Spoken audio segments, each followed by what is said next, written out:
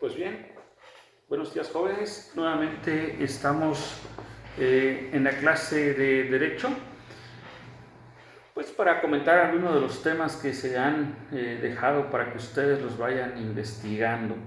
Queremos ser muy prácticos, tomar puntos de referencia en lo que es esta asignatura, pues lo que queremos es que se vaya teniendo la aprehensión de los conocimientos más puntuales en el tema del derecho como una ciencia social, una ciencia jurídica.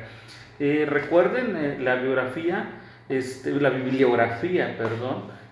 tenemos a Ricardo Soto Pérez en Nociones de Derecho Positivo Mexicano. Ahí podemos encontrar muchos de estos temas y de manera puntual irlos conociendo. Bien, como primer punto tenemos ¿qué es el derecho? Se les ha cuestionado en una de las actividades investigar qué es el derecho. El derecho se dice que es un conjunto de normas jurídicas que regulan la conducta del hombre en sociedad. A ver, vamos de nuevo. Es un conjunto de normas jurídicas que regulan la conducta de los hombres en sociedad. Las normas jurídicas son reglas previamente establecidas en leyes, en códigos, en compendios, donde se recopilan y se manifiestan cuáles son las conductas que debe asumir o cuáles son las conductas que no son permitidas y cuáles serían en su caso las sanciones a la infracción de esa norma. Pues bien, entonces por eso se dice que es el conjunto de normas jurídicas que regulan, que de alguna manera están pendientes de la conducta de los hombres en sociedad. Si nosotros recordamos, en los inicios, en los albores de la humanidad, no existía propiamente el derecho.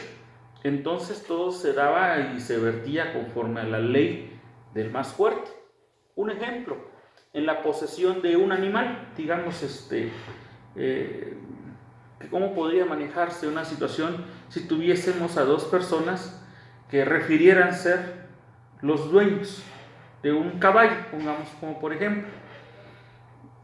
Si no existiese el derecho, si no existiese una norma jurídica que buscara saber quién puede acreditar la legal posesión o la propiedad de un animal, tendríamos que irnos a lo que ocurría anteriormente, como les repito, en los albores de la humanidad, a la ley del más fuerte, a quien estuviera mejor armado en su caso, para defenderlo como suyo. Pero eso no garantizaría que conforme a la justicia ese animal le quedara a quien legalmente tenía el derecho de poseerlo, válgase la redundancia en el uso de la palabra derecho. Pues bien, se hace necesario entonces crear ciertas normas para que se puedan en algún momento dado determinar quién tiene la factibilidad de demostrar el debido derecho respecto de este animal, en el ejemplo que estamos poniendo. Y es así como viene entonces a aparecer un órgano, una persona puede recaer en ella, lo que conocemos ahora como autoridad, quien va a ser la encargada de investigar, de hacerse de algunos datos para determinar, en el ejemplo que estamos poniendo, a quién le asiste el derecho por acreditar que le corresponde la posesión o la propiedad respecto de este animal. La autoridad tiene que actuar con base a ciertos moldes, con base a ciertas reglas previamente establecidas para que el comportamiento de los individuos se vaya ajustando a lo que las leyes establecen. Y decimos que las leyes son parte del derecho. Bien, ¿cuál es entonces el contenido del derecho? El contenido del derecho es aquel que da a conocer los derechos, válgase la redundancia nuevamente, y las obligaciones que tenemos los hombres dentro de una sociedad. ¿Sí? Nos da a conocer también cuáles serían las infracciones a las leyes, a las normas establecidas y sobre todo cuáles serían las sanciones si nosotros llegamos a incumplir con dichas normas, con dichas reglas, con dichas leyes. Este es el contenido del derecho. Pero también el derecho tiene una misión, y la misión del derecho consiste pues en señalar a cada quien cuáles son en realidad sus facultades, sus atribuciones, sus responsabilidades, es decir, dar a conocer qué es lo que le corresponde a cada quien, qué es lo suyo, qué puede hacer cada quien con lo suyo, con lo que cada uno le pertenece. En este sentido vamos a encontrar que el derecho es muy útil en el desarrollo de nuestras actividades. Pues va a servir para organizar la convivencia social, para poner orden a la convivencia humana. Esto con la finalidad de tener armonía, de garantizar la paz, de garantizar la justicia, la equidad y la seguridad de todos los miembros de una sociedad. Y es así como vemos que todas las actividades del ser humano están reguladas por normas, están regidas por el derecho. Podemos hablar desde nuestro empleo, desde nuestra profesión, desde lo que compramos, desde lo que vendemos, desde lo que prestamos, desde que tenemos familia, los mayores nos casamos, tenemos hijos, etc. Todas las actividades del hombre están reguladas y regidas por el derecho. Y no solamente se queda ahí en cuanto a los hombres. Actualmente el derecho, a través de normas del derecho internacional público, también ya regula la convivencia o las relaciones, más bien, entre estados o países, en este caso. Llámese las cuestiones para celebrar convenios, las cuestiones de límites, también tiene que intervenir el derecho para ir regulando esto. ¿Cómo se ha dado el derecho a lo largo de la historia? Vamos a hablar primero del derecho patrio. ¿Cómo ha evolucionado el derecho en nuestro país? Conoceremos lo que es la época prehispánica, es decir, antes de las llegadas de los españoles a la colonización. En este caso, nosotros teníamos diversas culturas en lo que ahora forma nuestro país, la República Mexicana, los Estados Unidos mexicanos. En aquellos tiempos, pues la habitaban los mayas, los toltecas, los zapotecas, purépechas, tarascos y los aztecas. Y cada uno de ellos ya tenía una forma de cómo se regían en cuanto a su organización social y en cuanto también derechos y obligaciones de los miembros de estas sociedades. Pero vamos a analizar únicamente lo que sería el derecho azteca, que tuvo más amplio dominio en gran parte de nuestro país, de nuestro ahora país llamado México. Tuvieron mayor hegemonía y por eso es que nos vamos a detener un poquito en lo que sería el derecho azteca. En el derecho azteca se reconocen algunas bases de lo que es el derecho civil. Partimos de que, por ejemplo, en el derecho azteca se tenía un sistema de esclavitud en donde los hombres podían ser propiedad de otros hombres, que eran prácticamente los dueños o los amos de los esclavos. Pero a comparación de lo que pudo haber sido, lo que fue el derecho romano, el derecho azteca era de alguna manera más humano que el derecho romano. Porque si bien es cierto que eran esclavos y que dependían de un amo, los esclavos podían contraer matrimonio, tenían personalidad jurídica propia, no eran tratados como animales propiamente como se hacía en Roma. Los esclavos podían tener bienes de su propiedad, inclusive esclavos que podían tener para sí otros esclavos. Y en este caso, los hijos de los esclavos nacían libres. Esto era parte del derecho civil, la esclavitud era parte del derecho civil entre los aztecas. ¿Cómo se llegaba a ser esclavo en el derecho azteca? Por la comisión de un delito, por la disposición del padre de uno de ellos, quienes los padres tenían, ahí tenían disposición sobre la vida, la libertad o la muerte de sus hijos.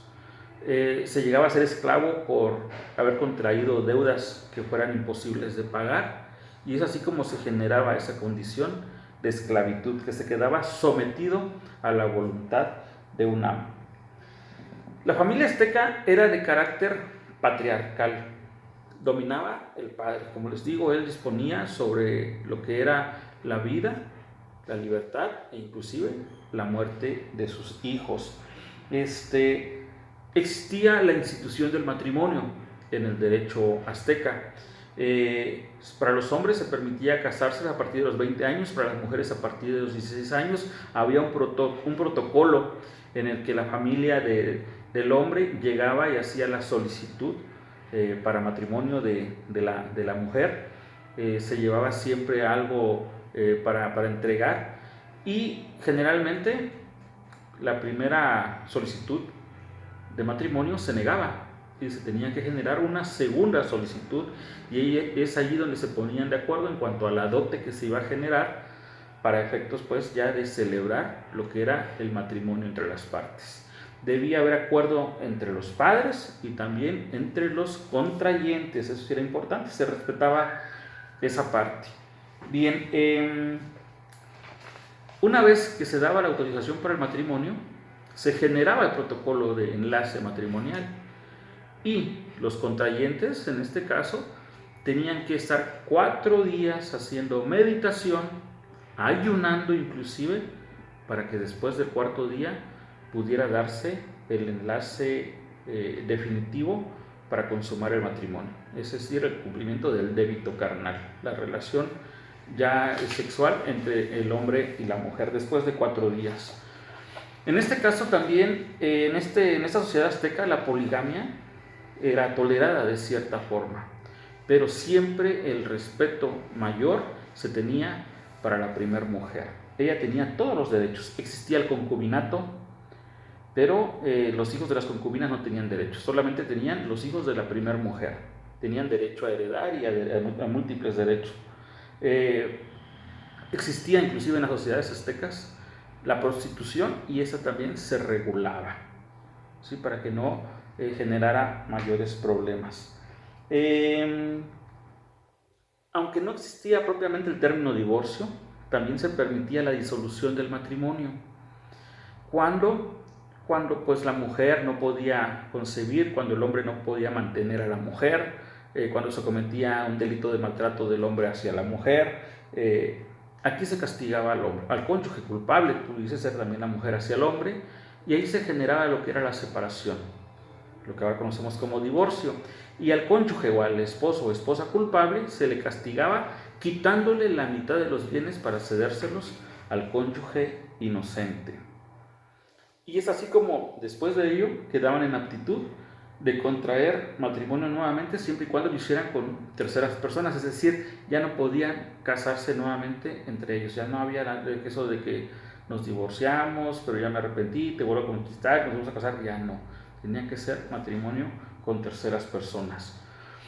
Existía también la propiedad privada de los bienes, aunque la propiedad privada solamente estaban permitidas para los nobles, las personas de mayor nivel, de más alta jerarquía en la sociedad azteca, para los sacerdotes y para los guerreros. Para el pueblo en general nada más se les permitía propiedad privada, pero de muebles, no de inmuebles como para las otras 3 clases sociales. Y las tierras podían ser de tipo común, de uso común para el pueblo. Bien, también aquí dentro del derecho azteca se permitían las sucesiones, es decir, lo que significa hacer o dejar una disposición para después de la muerte respecto de los bienes, lo que actualmente conocemos también como una sucesión testamentaria o un testamento. Si no existía el testamento, si no existía una disposición escrita de la persona que antes de fallecer dejara su determinación para después de muerto, se presumían intestados. Entonces todos los bienes quedaban para el hijo mayor, para el primogénito, para el primer hijo. y así sucesivamente. Si estos ya no estaban y habían dejado hijos, para los nietos, si no, en su caso, para los hermanos, etc. Era una situación que se manejaba en orden jerárquico, al decir al hijo mayor le corresponde todo de no haber habido testamento. También, como parte del derecho civil azteca, se conocían ya los contratos. La compraventa, se manejaba la compraventa, se manejaba la permuta, o lo que también se conocía como trueque, se manejaba el mutuo, o lo que quiere decir los préstamos, y estos contratos se realizaban de manera verbal, aunque en ocasiones también se requería la presencia de 2 testigos, quienes daban fe y publicidad de ese contrato. Si en algún momento existían 2 contratos, se le daba prioridad al primero, y de ahí surge también ese principio actualmente utilizado: primero en tiempo, primero en derecho. Entonces es así como estaba organizada la sociedad azteca. Hasta el día de hoy veremos lo que es parte del derecho civil. La siguiente clase veremos derecho penal y otras ramas del derecho, en lo que es nuestro derecho patrio. Entonces, el derecho tiene como finalidad primordial mantener una armonía entre la sociedad. Ya les comentaba el caso de el derecho de posesión o de propiedad respecto de un animal, de un caballo. No podíamos decir, la autoridad decidir, bueno, para que se vayan contentos los dos, lo vamos a partir a la mitad y cada quien se lleve la mitad. No, esa fue, si recordamos, una decisión del rey Salomón en un episodio cuando 2 mujeres reclamaban que eran las madres de un niño. Y se dice que fue una decisión salomónica, fue una decisión sabia, porque iba a partir al niño en 2. Obviamente eso lo hizo simple y sencillamente para conocer la reacción de ambas mujeres. Una de ellas aceptó que se partiera el niño en 2 y la otra prefirió que se lo dieran a la otra mujer, pero que el niño viviera. Fue ahí donde el rey Salomón dijo, bueno, pues esto es una decisión que la mujer que prefirió que el niño se fuera con otra mujer y no matarlo, significa que ella es la madre. Esa fue una decisión salomónica, una decisión sabia, pero para los efectos prácticos del derecho, en el caso que les estoy poniendo, tiene que conocerse un antecedente que genera certeza de quién es el poseedor o el propietario, y ese es el trabajo de una autoridad. Es así, pues, jóvenes, como de manera general es una introducción a nuestra clase de derecho. Espero esté siendo claro. No es tan fácil adaptarnos a estas situaciones de clases a través de videos, pero tendremos la oportunidad, esperamos que muy pronto, para vernos y poder retomarlas y esclarecer algunas dudas. No obstante, seguimos abiertos para la comunicación en línea, para la comunicación por mensajes, para efecto de cualquier duda. Les hago llegar próximamente las actividades. Gusto saludarlos.